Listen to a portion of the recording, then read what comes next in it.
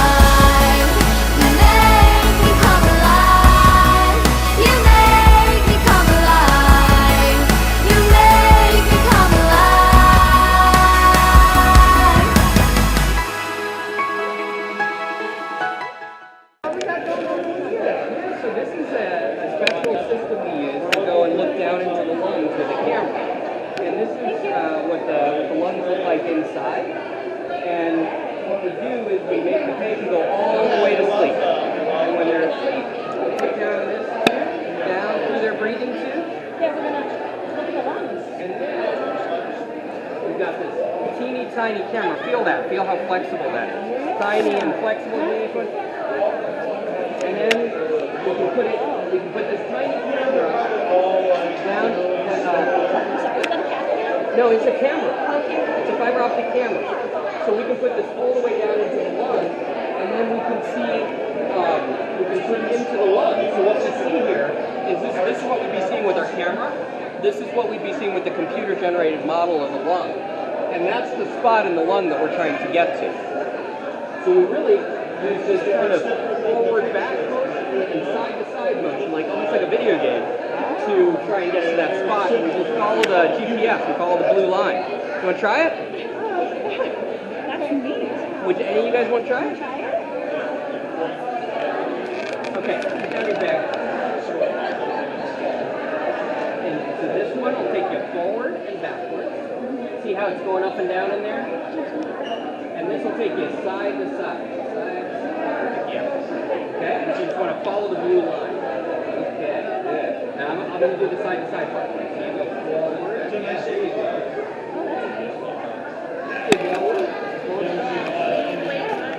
And there it is.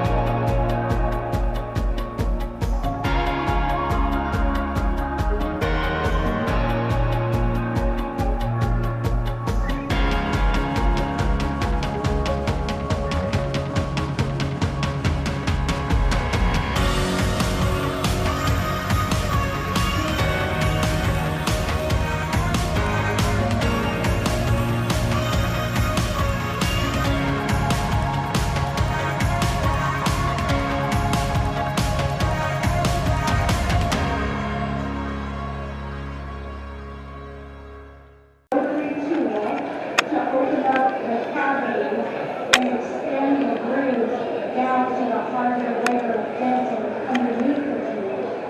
Then they can fill it in with a white filling, which comes in tubes just like our seal material, and that can be squirted directly into the opening in the tube, which I will show you later. Here are some examples of what cavity preparations look like. The material can be injected right into the tube and fill it back up to the surface. When you come up later to look, the one that was photographed that's been filled is right here above the picture. This is another example of how a cavity happens on the side of the tube and also the lighting surface. And this is after the cavity has been removed and opened up, and the third picture is after it's been restored.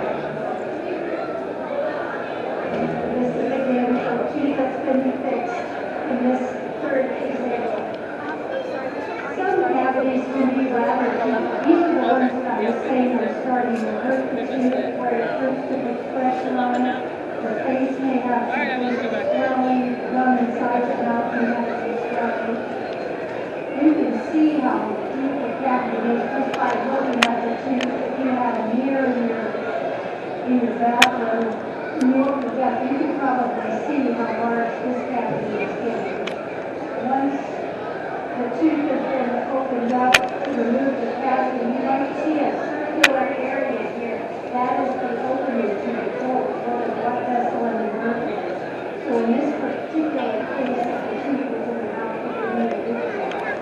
In this case, the tube was extracted because it was in the blood vessel. And that's why I showed how the layer of different filling materials to protect the hole. There's a direct hole tap that can be put over the hole exposure and harden the fly. And then the action is put on there, which is the new material to get ready for the next layer of the filling. And flowable filling material is put in over the tube. The light here hardens it, and then the final layer of the filling material is put in with the dispensing mechanism which I will show you. That's this tube that's been restored over here. If you want to take a closer look after it's been opened. You can do a close look at this. Can you see the opening and the lighting surface and how it goes down between the two? We need to put a band around the tube to act like a wall while the tube is being fixed. And there's a little wooden ledge that goes.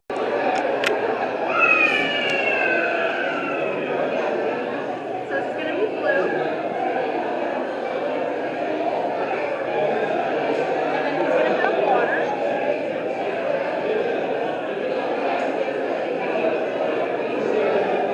That's alright. And then this one's oil. Oil and water don't mix together. Okay. It's on top. Let me take this. Walk down the line and fill it up for you. And this is what it's going to end up looking like. Okay? Pretty cool. You want to make a rainbow toothbrush? If it's right there. Oh, Right like on your lid. oh, there we go. Yep.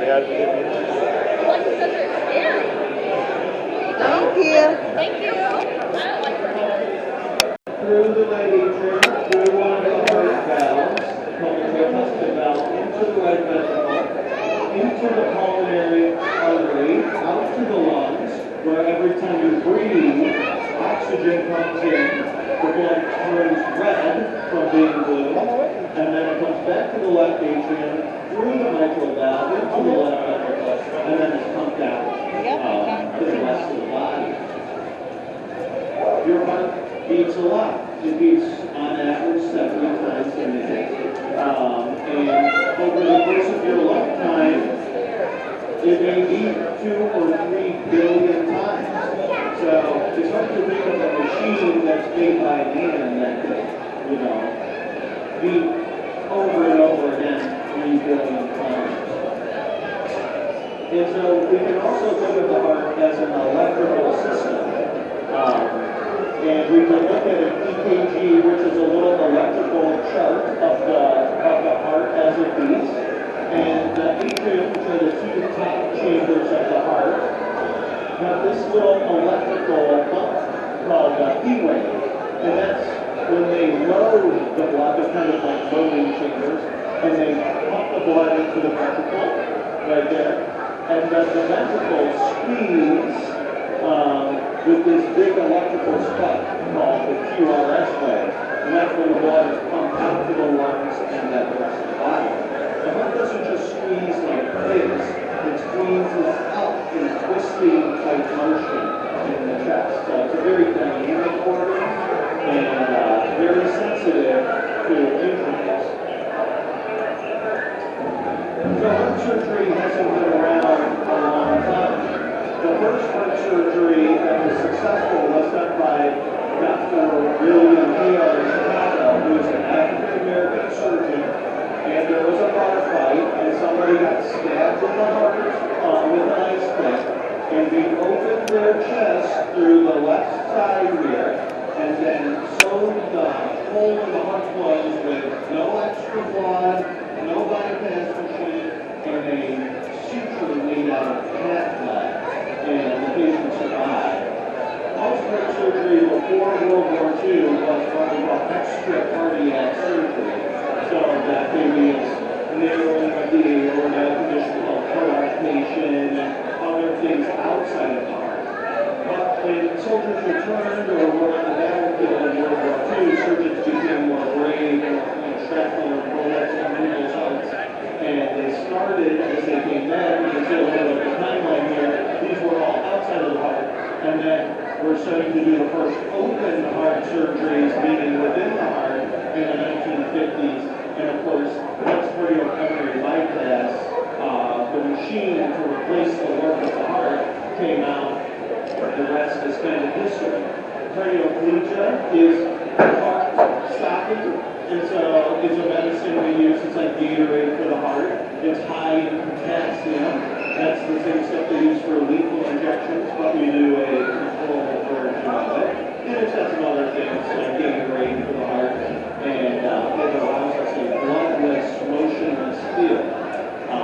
You can see a variety of heart valves that come out made out of pig and cow, and some people probably have family members that have it. The first human heart transplant happened in the 1960s and blood transplantation in the 80s. And now we're moving on to mechanical support devices, and I'll have a little bit of a slide on it. There's a variety of heart diseases. Heart blockages, which are the most common surgeries that we do. I'll cut this heart open here for you. Full disclaimer, I've never cut a big heart open, so you know, it might look a little different, but then I'll hand it around so you guys can look at it. But you know, there's little arteries. You can see the arteries right here on the front of the heart.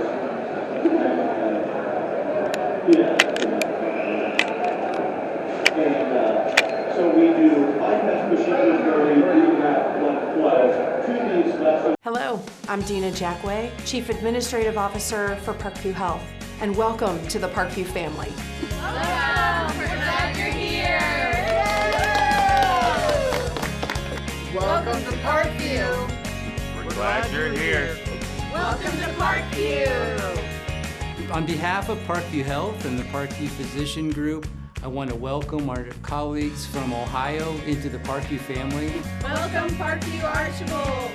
EFCI welcomes you, Parkview Montpelier Hospital! Woo! Welcome, Parkview Bryan Hospital! Today, I want to start by honoring the rich history of CHWC. Back in 1969, Bryan Cameron Community Hospital was formed. In 1978, the name changed to Bryan Community Hospital. Shortly after, in 1981, Williams County General Hospital was formed nearby in Montpelier, Ohio. Fast forward to 1986, the two corporations merged into Community Hospitals of Williams County. Care was expanded in 1998 to Fulton County, known as Archbold Medical Center. In 2003, the corporation was renamed Community Hospitals and Wellness Centers. Now, 20 years later, CHWC joins the Parkview Health family. CHWC will now be known as Parkview Bryan Hospital, Parkview Montpelier Hospital, and Parkview Archbold. Over the next 12 to 24 months, we will partner on integrating operations. We will build upon the solid foundation that has been created over the last 50 years. We will partner with our coworkers, community, and business to carry out our mission, to improve your health and inspire your well-being. You are at the center of everything we do, as an individual, as an employer, and as the community. It's been a pleasure to work with the leaders in Ohio, and we look forward to building more partnerships within the community. Welcome to Parkview Health. Welcome to the Parkview family. Welcome to the Parkview family. Welcome to the Parkview family. Welcome to the Parkview family. Now, we don't take that word lightly here at Parkview. It's something that means a lot. We recently asked our coworkers, what's one word that you would use to describe Parkview's culture? And they came back and said, family. So again, as we think about the work that we've done across Northwest Ohio and serving communities, we now have an opportunity to do that together. Welcome to the team.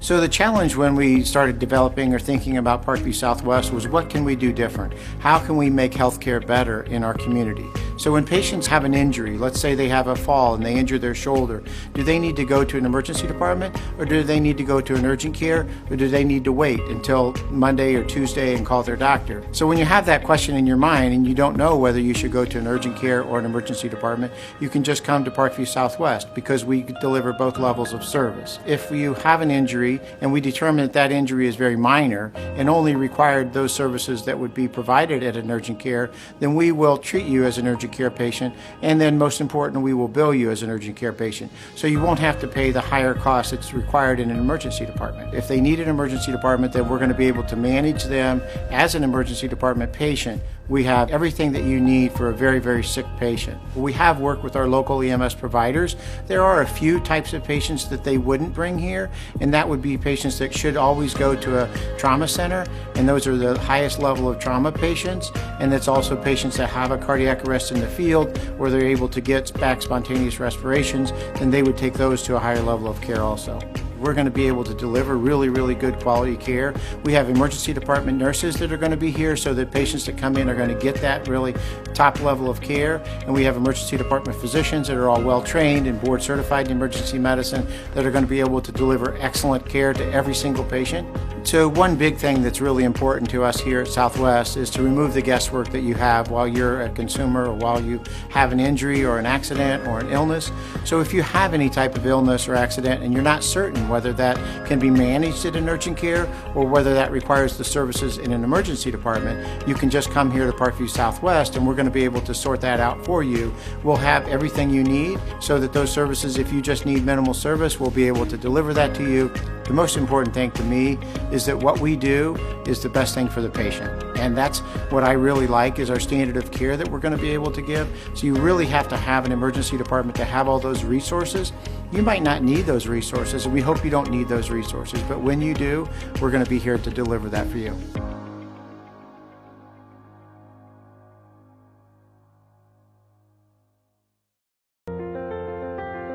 So before we came to Parkview Southwest, he had a cough and lots of snot and wasn't sleeping well, just overall was not feeling well. So we were monitoring it and trying to keep track and help him get healthy. He'd been sick for probably a week and a half or so, and at that point in time, he kind of had a little bit of a coughy or weird sound in his throat, and I thought we needed to see a medical professional. I think there's a lot of anxiety, especially with new moms and new families. Is it just a cough, or is it something more serious? Because a lot of times families don't know if they need emergency care, if they need urgent care or walk-in clinic. We're here to help them make that decision. When you come here, we're kind of the best of both worlds. If it is felt that you need an emergency room, hey, we're an emergency room here, and we'll take care of you based out of what an emergency room can do. X-ray, CT, labs, all that stuff is here. You have an emergency room physician on site 24 hours a day to take care of any needs that might come in the door. If it's thought that you hey, it's just an urgent care visit based on what we needed to do, then you'll just be treated as an urgent care patient at that time and billed accordingly. So we had heard that Parkview was offering the urgent care walk-in service here at Parkview Southwest, and that we could hopefully get in and out a little quicker than a normal hospital or normal ER. We knew that we would have access to the emergency department. That gave me a peace of mind because we wouldn't have to get back in the car and drive somewhere else. We knew that it was right here, and it was so convenient for us. Everybody here was great. We were treated like family from the moment that we walked in. We had 3 or 4 staff members, all in the room together. They immediately grabbed him and made him feel comfortable, made me feel comfortable as a mom. He got all of his vitals checked, his temperature, oxygen levels, and they listened to his lungs, his breathing, his heart rate and everything. Rachel's son looked great when he came in. We diagnosed him with RSV, we gave him some breathing treatments, and he did much better, and we were able to let him go home. Certainly if he was much sicker or if there's something else going on, we would have the capabilities of, doing imaging and, IVs and blood work and everything like that. If he were need to be admitted, we could take care of that in regards to transferring him to the appropriate facility at that time. We're kind of a Parkview family, so we always know that we're going to get taken care of. Just overall, really great experience for us.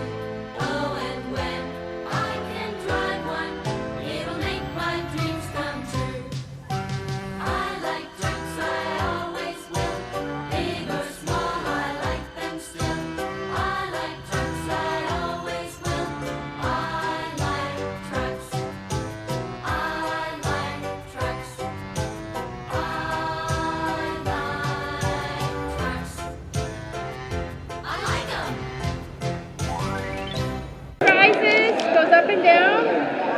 He's breathing. Oh, awesome. His eyes track. Oh, wow. He knows everything. Yeah. We do pulses, blood pressure, listen to his bowel sounds. Wow. You can do everything with it. Yeah. That's awesome. Thank you. You're very welcome.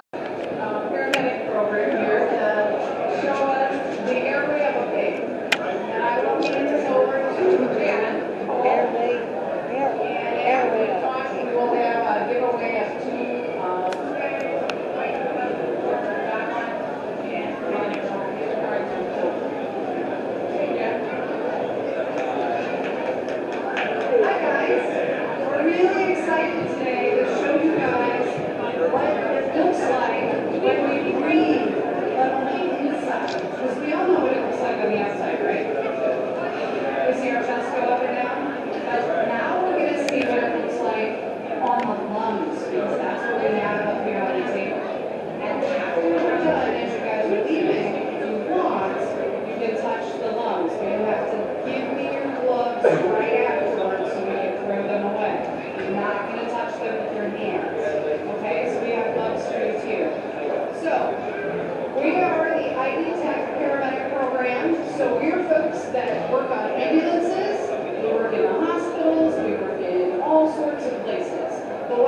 behind me are some students. So how many of you are in school? You know what? These guys are too. So even though they're big, like your moms, dads, aunts and uncles, and grandmas and grandpas, they are also in school. So they're going to be the ones that talk to you today. Okay? I'm their teacher, and so they better answer right.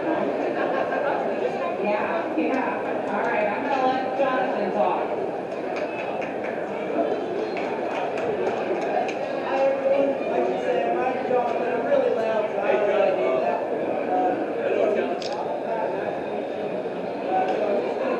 Quick rundown of the airway, so we can get the inside actually looks like. So we breathe in through the mouth, the air will let you down through the trachea. That is around the thing here.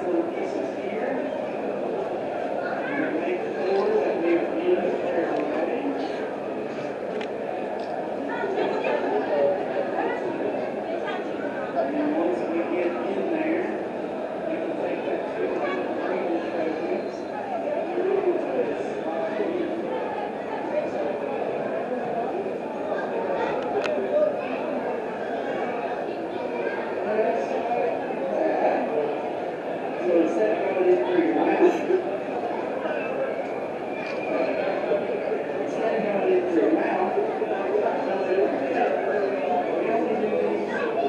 Chef.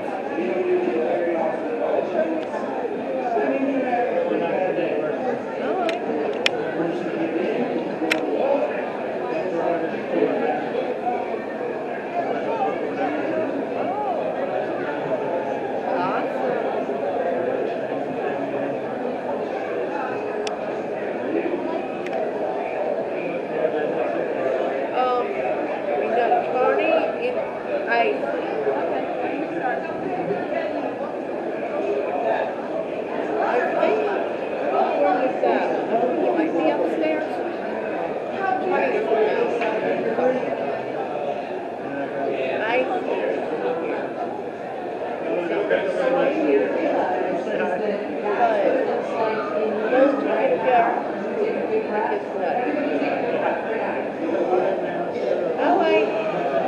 That's what that looks like.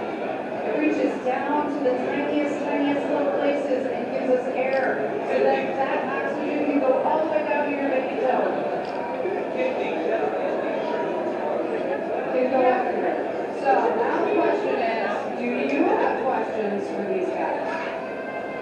Yes. Do they ever explode?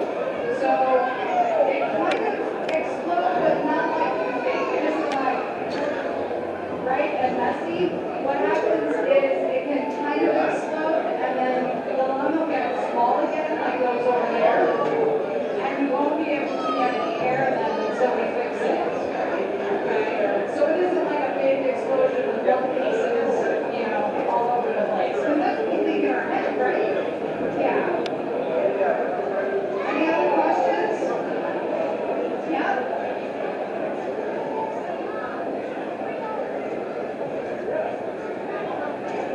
These are kid lungs. We can't take human lungs. You guys need them. Right? But they're about the same size. That's why we use pigs. Sometimes we use sheep too, because they're the same size also, but pigs are regularly butchered for bacon, right? Could we use a dead person's lungs? You know what? Most of the dead people who are okay with using their body for science actually go for big medical science studies and don't usually go for paramedic stuff. So, not usually. I like that Friday before you leave. Did you have a question?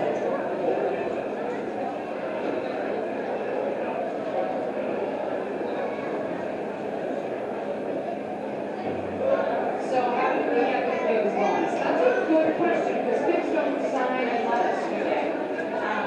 So there are butcher shops all over the place, and butcher shops will often work with us to get us lungs. We have a very special butcher shop that we work with because the woman who's related to the people who own the butcher shop is in the hospital and very sick with respiratory stuff or breathing, and so they like to help us learn so that more medical people can be helped because it means something to their family. So, a butcher shop. Alright, so I think what we want to do next is let you guys come around and touch if you want, but you have to have gloves and you have to give me your gloves right afterwards.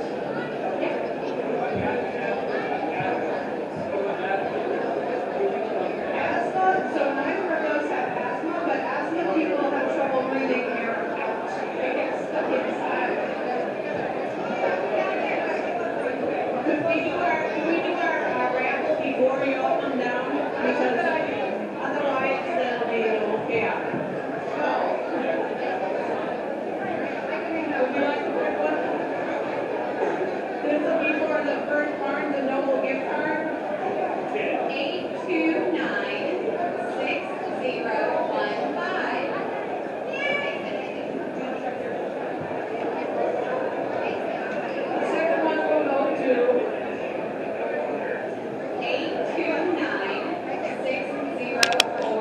Total sugar's 42. That's a lot of sugar, right? Right. I ain't making that home too. Yeah.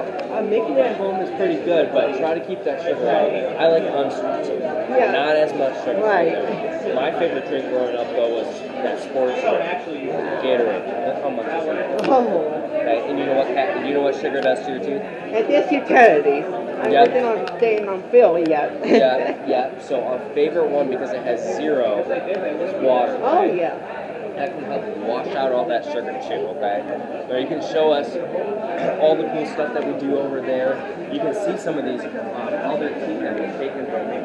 And you can see some of those bigger fillings.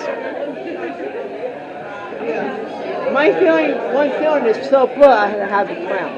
Yeah, it was so big, yes. That happens sometimes. Yeah. Well, if you want, you can go ahead and take one of these guys here. Thank you. Yeah.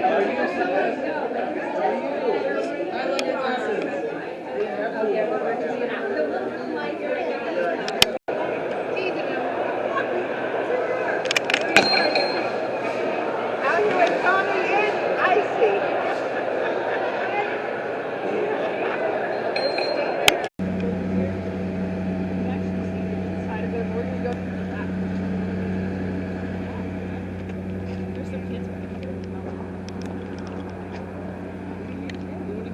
Yeah.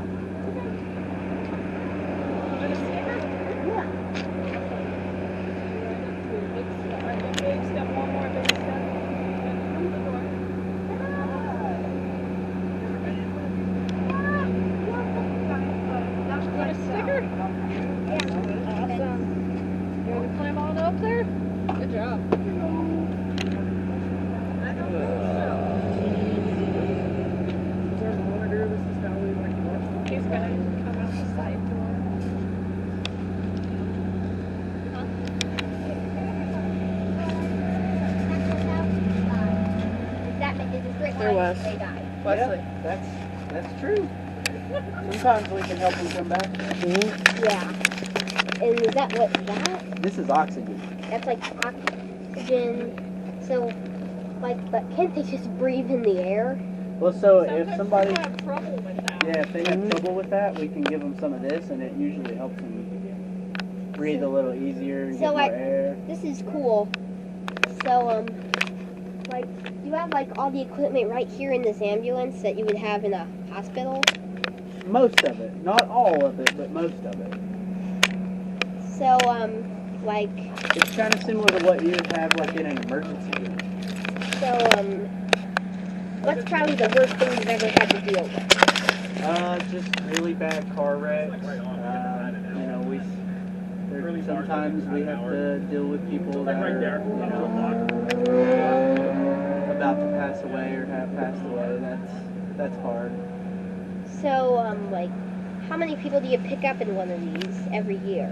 Every year? Yeah. Well, I would say we pick up probably what, Courtney, 4 to 5 people a night, roughly.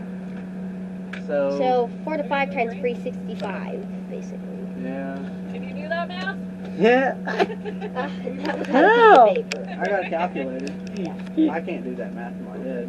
Well, like, I mean, probably Well, not. that's about 2,000.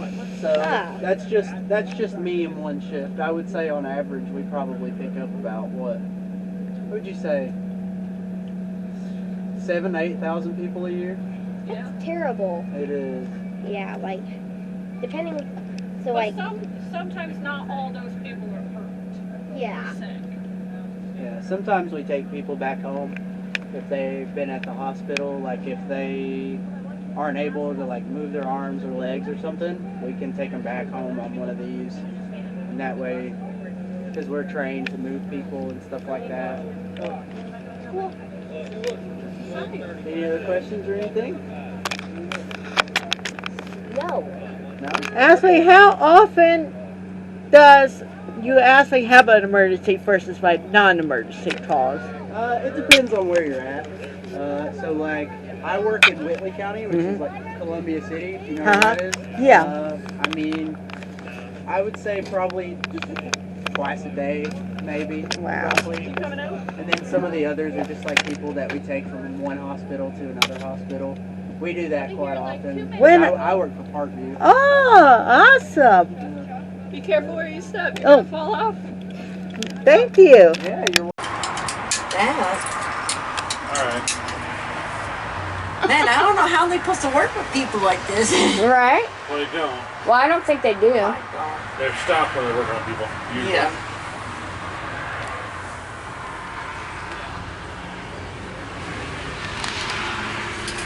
Yeah, those are kind of... I initially thought there was carpet in here, but obviously there's not. No, it's not. All right. Oh, it is. Christina's been in one of these. Sad but true, right? Maybe show you how to load and unload. You can load out there. You have to push that button. You can watch the position.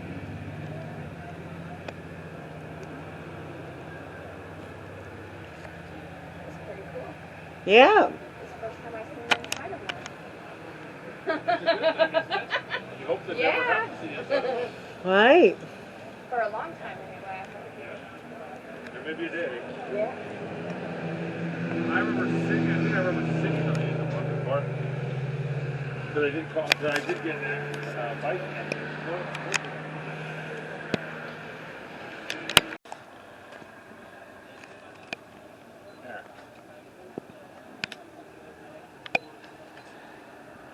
From all of us at Parkview Health. Sending warm wishes for a happy, healthy holiday season.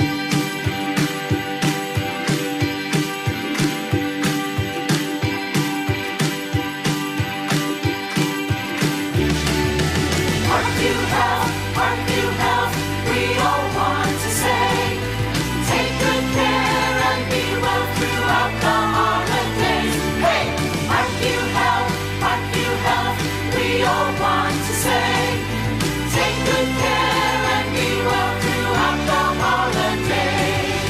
Parkview diamonds glow, the holidays are here. We bring these cameos from all of us with cheer. We're the group that sings, our co-hosts fun and wise. We'll get you here with wheels or wings or get you leaving right. Oh, Parkview Health, we all want to say, take good care and be well throughout the holidays. Hey, Parkview Health, we all want to say, take good care and be well throughout the holidays.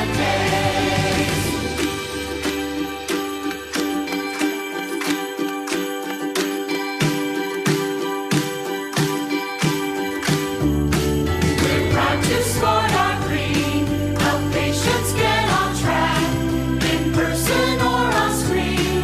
We've always got your back, at every age and stage, scheduled or surprise. We're ready to take care of you and happy to advise. Oh, Parkview Health, we all want to say, take good care and be well throughout the holidays. Hey, Parkview Health, we all want to say, take good care and be well and happy holidays. Happy holidays, hey!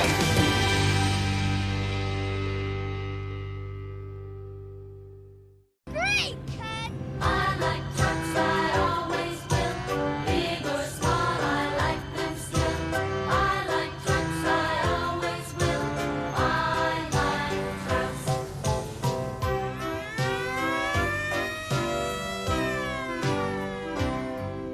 The fire truck is shiny red with the ladder up so long. The milk truck comes before I wake, the milk to make me strong.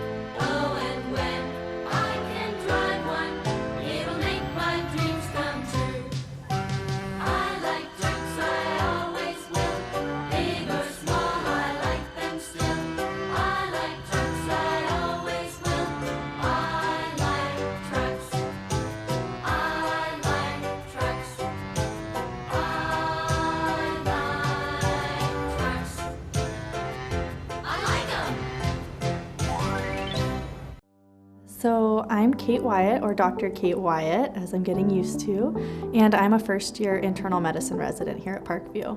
I'm actually originally from the West Coast, the Pacific Northwest, a little town called Yakima, Washington. I got lucky enough to get accepted to a medical school in my hometown.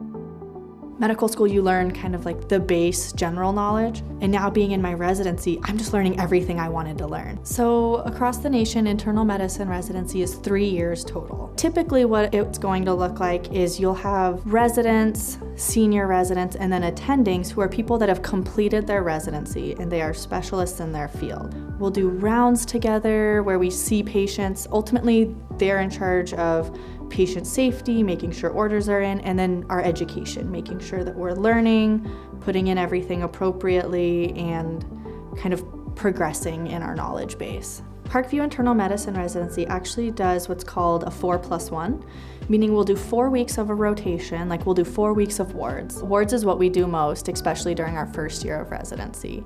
And that's when the ER, the emergency department, calls and says, we have a patient that's not safe enough to go home, they're sick enough to be admitted. We will go down and admit them and take care of them until they're safe to go home. And then every 5th week, no matter what rotation you did, you're in clinic. As a resident, it's just one-on-one, me and the patient. We'll talk together, we come up with the plan, and then I'll go out, confirm with my attending, talk with the attending, and then either all of us or just me will go in and talk with the patient. And that for me is really special because then you really get to feel what it's like to be their doctor. We are all really happy to be here and we all are excited to learn. We are so grateful for our patients for allowing us to take care of them and then being a part of our educational journey. I have a great group of people around me that I enjoy being around that make going to work really fun. We have the support staff. We are supported. If we don't know something, go and find it. There's a person there that helps us. So just because we're learning doesn't mean you're not going to get top quality care. So what happens after residency depends on what each internist or each third-year resident decides they want to do. Some of my co-residents want to continue on and subspecialize further, such as cardiology, GI, or pulmonology, and that's an extra 3 years just about on top of internal medicine residency called a fellowship. Myself personally, I really like hospitalist medicine, and so I'll be able to practice that after my 3 years.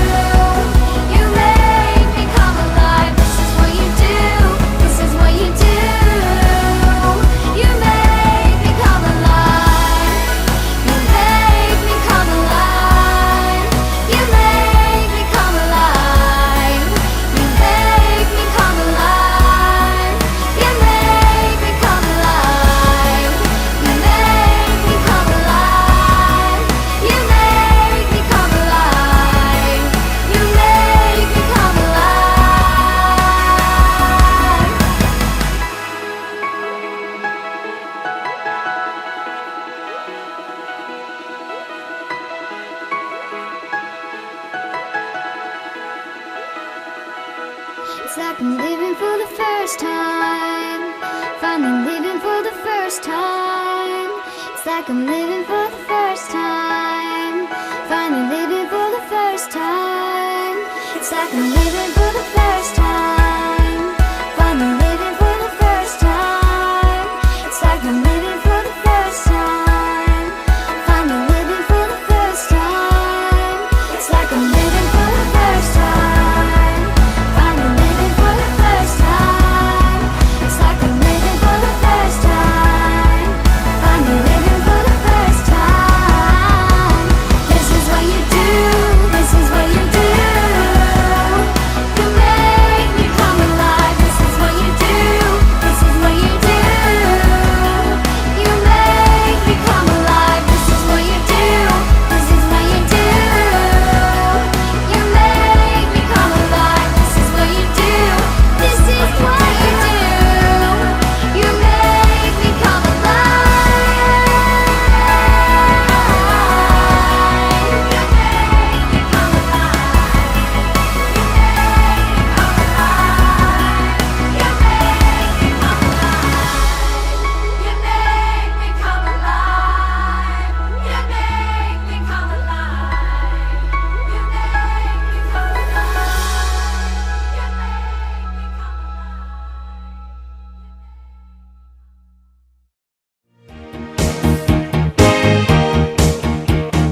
more we get together, together, together.